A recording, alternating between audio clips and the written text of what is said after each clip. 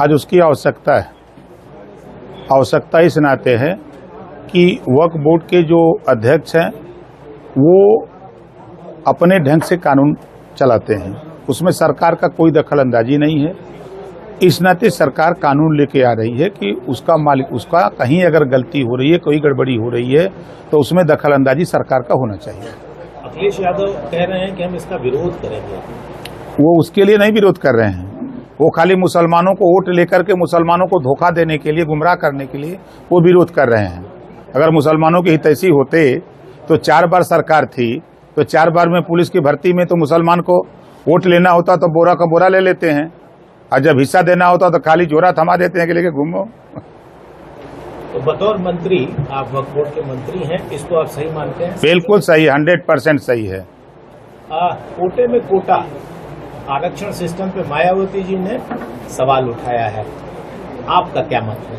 देखिए, हमारा मत है, हम शुरू से कहते आ रहे हैं लगभग 22 साल से कि जो आज के तारीख में DM, SP, DIG, IG, DGP, राज्यपाल, मुख्यमंत्री, राष्ट्रपति, राज्यपाल हो गया, अनुसूचित जाति जनजाति का, उसको आरक्षण की क्या जरूरत है? उसी तरह बैकवर्ड में हो गया तो उसको क्या जरूरत है? ऐसे लोगों को आरक्षण से बाहर करो। जो गरीब कमजोर हैं, जिनको आरक्षण की जरूरत है, उनको आरक्षण देने के लिए जो सुप्रीम कोर्ट का फैसला है, हम उसका स्वागत करते हैं।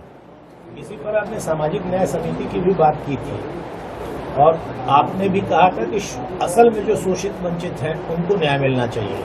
देखिए, ये जो सुप्रीम कोर्ट का फैसला आया है, क्या वैसे लोगों को फायदा दिलाएगा? बिल्कुल उसी उद्देश्य से, उसी जो हमारा उद्देश्य था, उस उद्देश्य की पूर्ति करता है वो फैसला। 3 सितंबर 2013 को हाई कोर्ट ने भी आदेश दिया था उत्तर प्रदेश सरकार को, उस समय समाजवादी पार्टी की सरकार थी, कि जो 27% आरक्षण में जो क्रीमी लेयर लोग हैं उनको अलग कर दो और जो कमजोर लोग हैं उनको बांट करके आरक्षण दो। जिस रोहिणी आयोग का गठन तो दिल्ली है, यहाँ राघवेंद्र सिंह के नेतृत्व में जो कमेटी हमने खुद बनवाई थी, 7, 9, 11 बांटा था, उस रिपोर्ट को वो फैसला बता रहा कि ये लागू होना चाहिए। अभी डीएनए विवाद आ गया अयोध्या में, किस तरह से देखते हैं? जो कार्रवाई बुलडोजर की हो रही है उसको किस तरह से देखते हैं? देखिए, सरकार सही कदम उठाई है, जो गलत करेगा उसके साथ न्याय दिलाने के लिए जो पीड़ित परिवार है उसके लिए ये कानून बना हुआ है। और जो अखिलेश जी कह रहे हैं, उनके पिताजी का बयान मुझे आज भी याद है। उन्होंने कहा था कि बच्चों से गलती हो जाती है। उस समय नार्को टेस्ट की बात है, उस समय इन्होंने क्यों नहीं बोला? उस समय जबान नहीं खुली उस समय अखिलेश जी की। आज बोल रहे हैं, किस नाते बोल रहे हैं कि जो सांसद हैं जिनको उन्होंने अयोध्या का राजा कहा था, उनके बारे में भी आ रही है बातें कि उनके साथ फोटो आई है उस आरोपी। नैतिकता के आधार पर उस सांसद को इस्तीफा दे देना चाहिए और समाजवादी पार्टी के मुखिया अखिलेश यादव जी को ऐसे सांसद से इस्तीफा ले लेना चाहिए। कुछ कहना चाहेंगे समाजवादी पार्टी के नेताओं को? अब समाजवादी पार्टी को नेताओं को हम क्या कहें?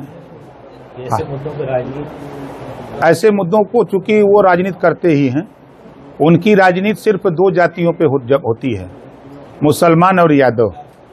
बुरा लगता है हमारी बात भी उनको, वो कभी मुसलमान को हिस्सा देने की बात नहीं करते और पिछड़ों की बात ले करके, और जब उनको हिस्सा देने की बात आती है तो नाई, गोंडपाल, प्रजापति, राजभर, चौहान, बिन, केवट, मला, आरक, अर्कवंशी, बंजारा, इनको वो भूल जाते हैं कि ये लोग भी इस प्रदेश में हैं, वोटर हैं, इनका भी हिस्सा है।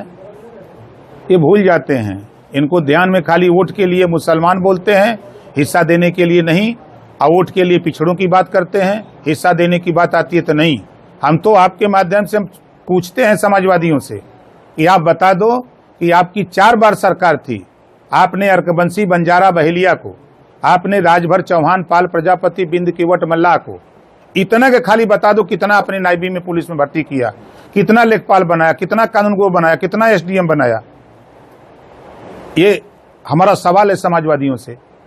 वोट तो लेते हैं, गुमराह तो करते हैं कि राजभर गलत बोलते हैं, इनको नहीं बोलना चाहिए, लेकिन राजभर हिस्सा चाहिए, हिस्से के लिए लड़ता है, हिस्सा लेने के लिए हम एकदम तैयार रहते हैं।